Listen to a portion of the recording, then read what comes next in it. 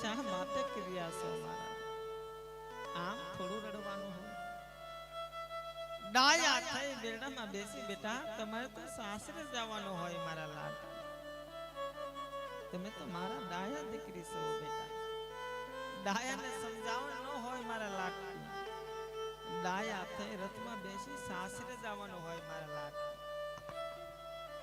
બેટા દીકરી તો રાજાની હોય કે રંકની, એક દિવસ તેના સાસરે જવું પડે ને મારા લાડ.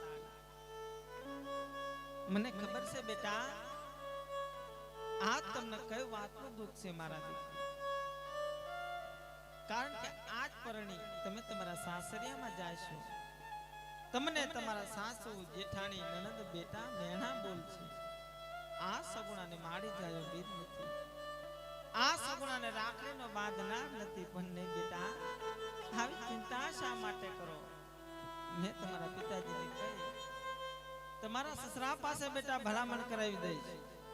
મારી લાટકીને એના સાસરની અંદર કોઈ મેણા કે ટોણા ન બોલે માટે ડાયા થઈ રથમાં બેસી બેટા સાસરે સીધાઓ મારા લાટ.